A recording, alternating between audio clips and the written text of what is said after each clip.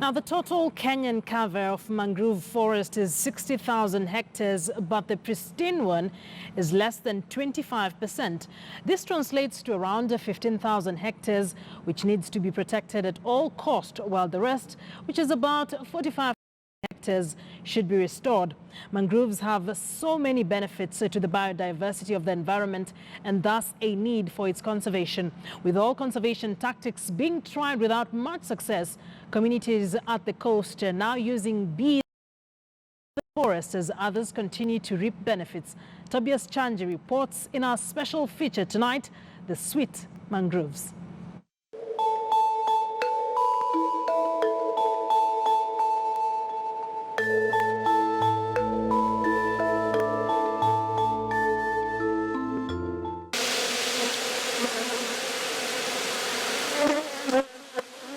They can be as dangerous as they are sweet, but beekeeping is an economic that continues to thrive due to a steady demand of honey. The various benefits brought by bees are well known, but maybe not one unique use at the Kenyan coast. Did you know that bees can be used for conservation? Well, it is. Beekeeping within mangroves is now a growing trend in conserving these trees that are often under threat by mankind. At Ivoroni area in Mikindani, Mombasa County, this trend is gaining root at the Chuda Creek. Amani Jipange group is among the many residents who are now using bees to scare away intruders. Hiyo ni njia moja yapo, kwa sababu ukiweka mizinga na mtu akijaona pengine kuko na nyuki mahali mmeweka mizinga, mtu kuingia hapo mahali itakuwa ni ngumu, kwa sababu utaingia mahali na nyuki wako wale ni rahisi kukuattack. According to farmers and experts, bees actually love the mangrove environment. Dr. James Kairu is the chief scientist at Kenya Marine and Fisheries and Research Institute in charge of mangrove program. Exploiting the mangrove honey by installing the beehives, and the quality of the honey that is produced from the mangrove is quite high because of the conditions in which, particularly the Avicennia, from the tree Avicennia, the honey from Avicennia is very high quality and is more of a medicinal value in issues of cancer, issues of lung diseases. So it's one of the projects that is doable. Tumeamua kuweka mizinga kwenye mikoko kwa sababu wakati ule wa nyuma, yani kulingana na hali ya vile ni hali ya mazingara vile iko, ukiangalia sehemu ya nchi bara na yani sehemu ya bahari, deke bahari imekuwa kidogo iko na miti, na nyuki pia huwa napenda mahali ambako kuko na baridi na mahali ambako waweza kupata chakula ya kwa wanaweza kutengeneza asali. I'm standing at Mwakirunge Mangrove Forest within Chuda Creek. These are among the 5,000 acres of mangrove forest in Mombasa County. And just like any other place, beehives are used to conserve the forest. There are 35 beehives here at Ivoroni, each producing honey thrice a year. A similar production pattern happens at the Mida Creek in Watamu, Kilifi County. Na kwa kila mzinga uko na uwezo wa kutoa kilo kama 10 kwa kila mzinga mmoja.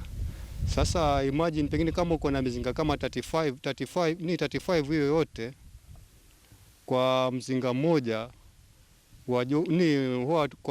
kwa mwaka huwa tunavuna mara 3. Kuna mzinga unaweza kuwa uko na nyuki wenye wako na nguvu, wanaweza tengeneza haraka na wanaweza tafuta chakula kwa wingi, na kuna nyuki wengine kwa huo mzinga labda hawana nguvu sana. The bee farmers are still seeking a steady market for their honey. However, they say that the very objective of conserving the mangroves through beekeeping is a gratifying end by itself. Mauzo kwa sasa kusema ule kweli ndio kuko na changamoto ya mauzo, kwa sababu hatujapata soko zile ambazo tunaweza kuwa tunaweza kuuza zile asali zetu ambazo tumeuza. Sasa hiyo ndio changamoto ambayo tuko na sasa. Sisi kama shirika ambalo ni umbrella, tuna moja katika vile vitu tunawapatia member group ni market pia, kwa sababu market iko na challenge kweli wao kama individual groups, lakini tukiangalia kama umbrella tunakuta soko liko, na hata hivi tunavyozungumza tuko na mipango tutafanya na Amani Jipange ambayo ndio kundi linapatikana eneo hili, tuone ni vipi ile asali ambayo wameivuna itaweza kupata ufadhili. The Voroni forest is the only gazetted one in Mombasa County. There are around 20 groups spread in the entire 3 creeks of Portrees, Chuda and Mtwapa. Harakati nyingi ambazo zinaendelea kuhusiana na ni vipi tunaweza tukahifadhi pori hili la mikoko, manake liko na thamani mingi sana. Na ndio maana tukiangalia generally kwa protection, manake ndio imekuwa ni challenge, watu wanakata mikoko kuitumia katika njia tofauti tofauti. In fact, our major threat of mangrove in this country is overharvesting. Like you come to Mombasa County, 80% of the forest is done because the forest is cleared for firewood, for building materials, and then when the forest is cleared, it reaches what we call a tipping point. This is a system and a dynamic. If it's not restored within a short time I'm talking within that 1 year, the system change. It's a buzz of activity at the Mida Creek as farmers go about harvesting honey. Mwanzoni tulianza upanzi wa mikoko, na kadri tulikuwa tuko na upanzi wa mikoko tulipata kuna mandhari mazuri ya kuweka mizinga, kwa sababu mikoko hutoa maua kwa msimu wote wa mwaka. Beside mangrove floor as a fish habitat, mangrove is a very rich in other biodiversity. And we are talking about even mammals. You come into mangrove area, particularly those are bordering the land, you see monkeys, you see elephants, like you go to Dondori. But the most important one are the bees. And the bees in mangrove, because mangrove flower certain parts of the year and they are living in a very harsh environment, they end up producing the really high quality honey. Kadri venye tunakuja na tunapata mavuno na mazao mazuri kupitia kwa huu msitu, tukona ni vyema tuwe tukuhifadhi kabisa. Kadri venye tunaweka mizinga na tunaendelea upanzi na kuangalia kwa karibu. But why conserve the mangroves? Why do these bee farmers prioritize this? Mangroves are together with other ecosystems like sea grasses and coral reefs are what we refer to critical ecosystem, in the sense that they are critical to fisheries, they are critical to humanity, and they are also critical to the climate mitigation. Mangroves are able to trap and capture carbon dioxide in the atmosphere and store below ground segment. By way of comparison, mangrove forests can capture carbon almost 15 times more than terrestrial forests. Carbon dioxide emission is the major contributor to climate change, with a great impact on global warming. With the increased emission due to deforestation, industrialization, we have the problems of global warming, leading to sea level rise, leading to aridity, leading to increased precipitation.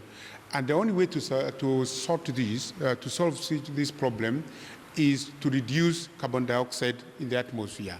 So we are using the marine sector, the mangrove, seagrasses, and salt marshes, which we call the blue carbon ecosystem, to trap carbon.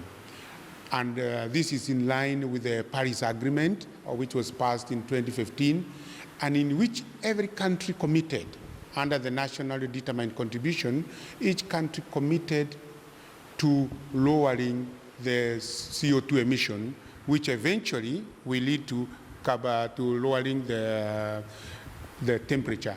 For fisheries and tourism to thrive, conservation of sea ecosystem, which includes the mangroves, will be core. Beside mangroves serving as a fish habitat, they are also core in other biodiversity. A good example is crabs and fish. Mangroves can be used in aquaculture, where one integrates mangroves and ponds in rearing milkfish. The main innovative part, however, is carbon capture, where farmers can capture carbon and trade it in international market. It is already being done in Gasi area of Kwale County, while Vanga have also started. So far, the community in Gazi are selling 3,000 tons of carbon dioxide. A ton of carbon dioxide is $6 in the international market. That's like $18,000. So subtract the risks, and we get like 1.5 million every year for the last 5 years. And the money that comes generated from carbon trade, it supports education, it supports health, it supports mangrove restoration. So that project alone won the Equator Prize, the UN Equator Prize of 2017, and now we have been able to attract other donors, and we are moving to Vanga. The major threat, however, still remains human activities. And according to Dr. Kairu, who is also a lecturer of taxonomy of higher plants in marine ecology related issues, they are mapping these areas that have changed and need to be restored with specific species.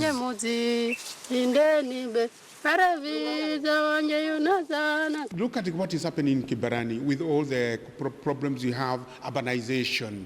We have the problem of water blockage because mangrove, they breathe through their roots. So when you break the water, when you change the water movement, what will happen, that water that engulfed near the roots, it becomes either so hot or very saline. With the global warming now a universal concern, concerted effort in the conservation of mangrove is absolutely important.